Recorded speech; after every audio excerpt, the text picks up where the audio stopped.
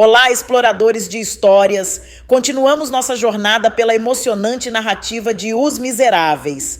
Depois de mergulhar nos desafios e na bondade encontrados nos capítulos 1 e 2, já disponíveis aqui no canal, agora avançamos para o capítulo 3.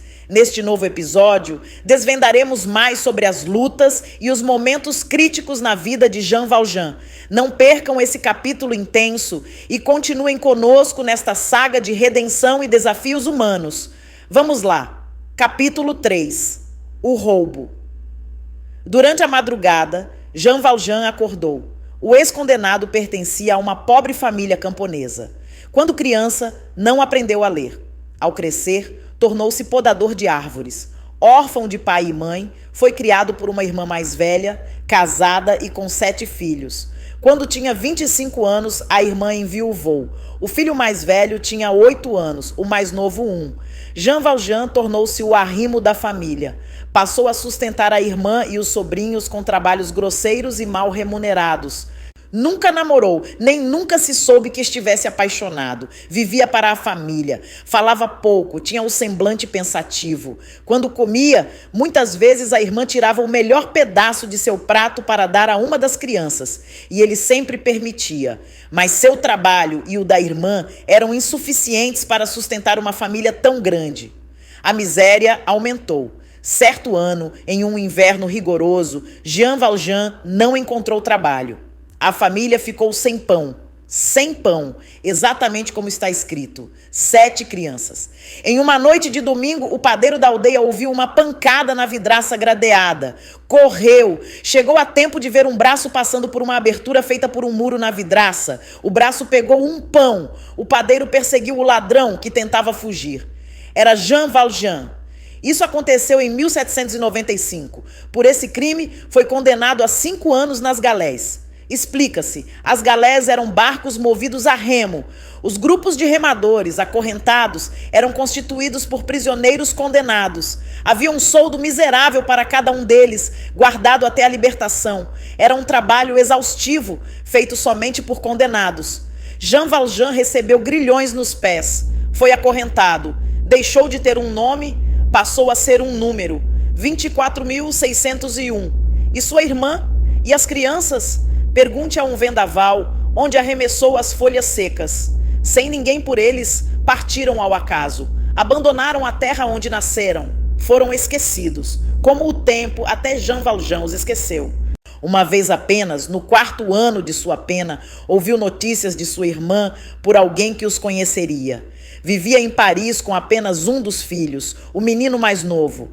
Dos outros nada se sabia. A irmã trabalhava todos os dias como operária. Deixava o filho numa escola. Mas como esta só abria mais tarde, o menino ficava esperando no frio. Essa notícia foi como um relâmpago, como uma janela aberta sobre o destino de quem ele amava.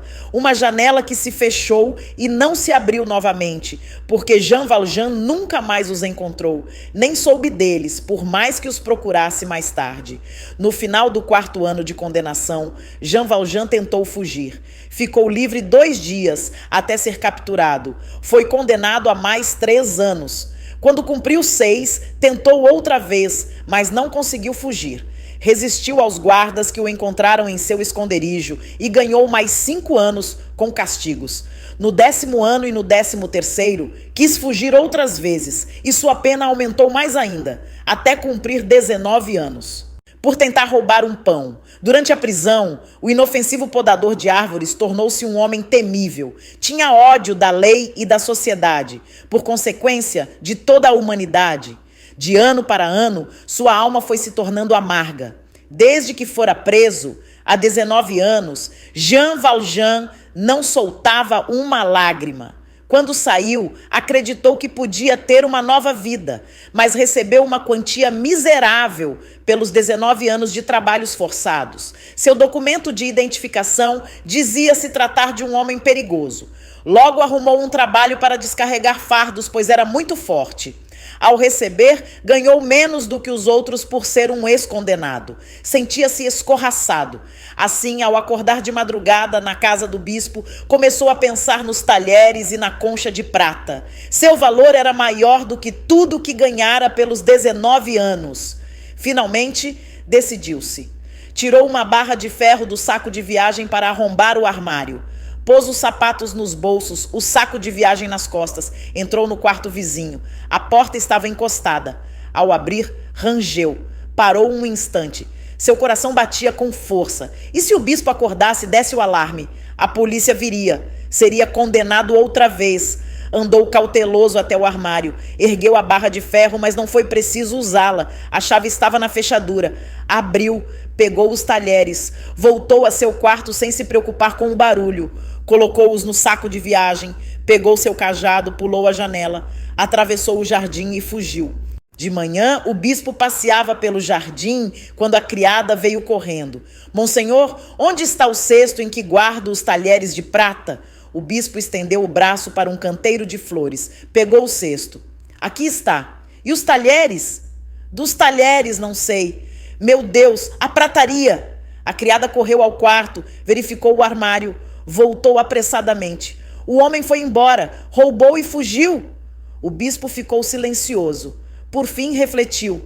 Aquela prataria não nos pertencia, mas aos pobres. Esse homem era um pobre. Com o que vamos comer agora?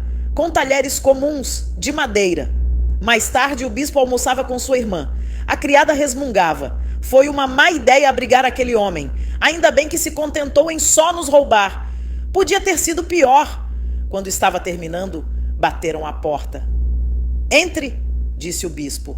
3 policiais estavam no limiar. Entre eles, amarrado, Jean Valjean. Monsenhor Bispo, disse o que comandava o grupo. Bispo? Surpreendeu-se o preso. Pensei que era o padre. Silêncio. É o senhor Bispo? Bradou um policial. Monsenhor Bem-vindo aproximou-se e exclamou com os olhos em Jean Valjean. Ah, volto, estimo vê-lo.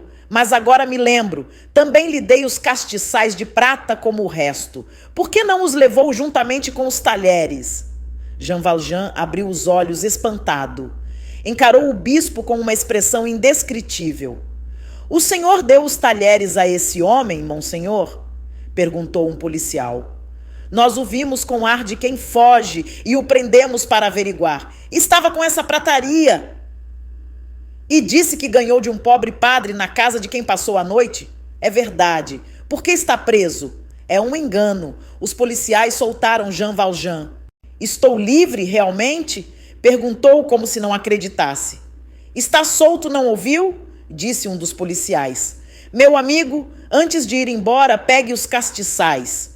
O bispo foi até a lareira. Pegou os 2 castiçais de prata. Deu-os a Jean Valjean. A irmã e a criada olhavam para ele em silêncio. Jean Valjean tremia. Pegou os 2 castiçais com ar desvairado. O bispo disse aos policiais: podem ir, senhores. Aproximou-se de Jean Valjean. Não se esqueça nunca de que prometeu usar esse dinheiro para se tornar um homem honesto. Jean Valjean, que não se lembrava de ter feito essa promessa, ficou sem resposta. O bispo continuou solenemente: Jean Valjean, meu irmão, lembre-se de que já não pertence ao mal, mas sim ao bem. É sua alma que acabo de comprar. Eu a furto dos maus pensamentos e do espírito da perdição para entregá-la a Deus.